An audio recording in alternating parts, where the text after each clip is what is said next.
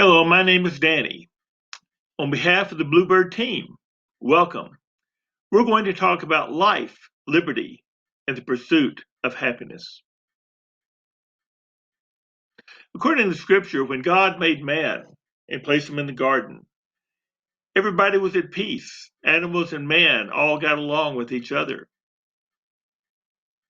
Then man fouled up, was kicked out of the garden. He and his wife were evicted. Animals began tearing into each other. It became the survival of the fittest.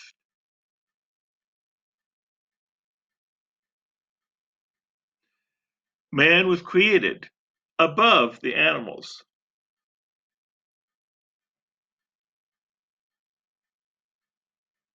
A little bit lower than the angels, to have a good relationship with God and do His will. But we have found that man rebelled and often behaves worse than the animals. We hold these truths to be self evident that all men are created equal, that they are endowed by their Creator with certain unalienable rights, that among these are life, liberty, and the pursuit of happiness.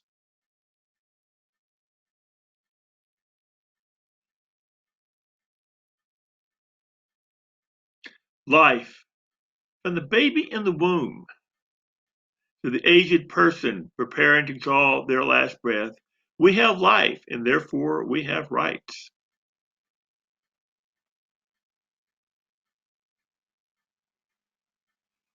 One of those rights is the right to have ownership of one's life.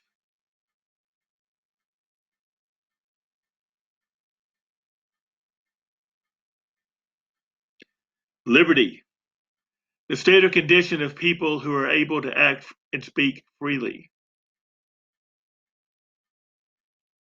Freedom of religion, speech, and the press.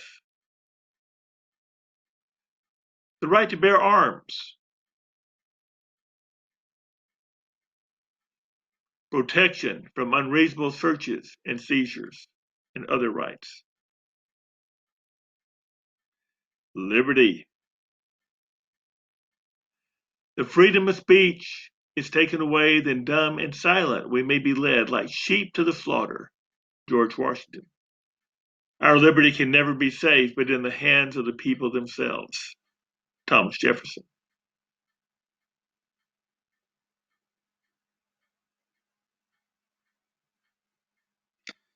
Life and liberty form the basis of the pursuit of happiness.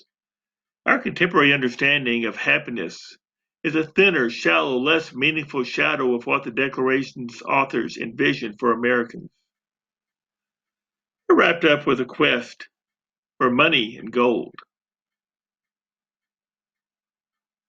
for things, for prestige and power. Pharaohs, kings, rulers, the elite of the world who had power, often oppressing others. Many times in the world, armies were often oppressive, even brutal. Slavery was a stain on life, still is in many parts of the world, and there it was in every culture. The battlefield of Gettysburg, Pennsylvania. A former rail splitter, then lawyer, now president, had this to say. 407 years ago, our fathers brought forth on this continent a new nation, conceived in liberty and dedicated to the proposition that all men are created equal. However, in modern America, the land historically of liberty and freedom,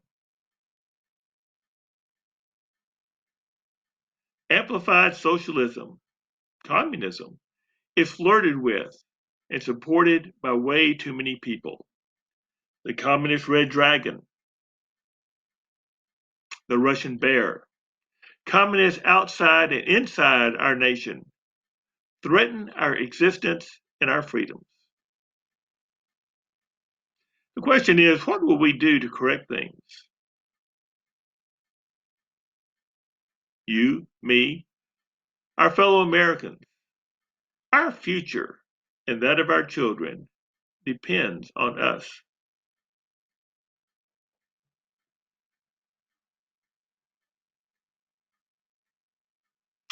Here are some suggestions to consider.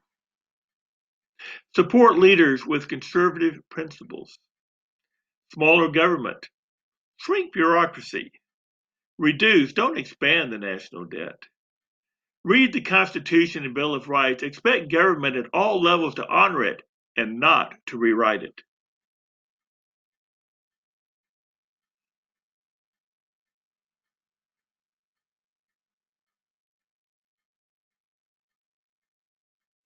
Know what is being taught in your local school and oppose the liberal takeover of our educational system at all levels. Discuss American history and civics with your spouse, children, grandchildren, and others. Spend time with God as you read the Bible and spend time in prayer.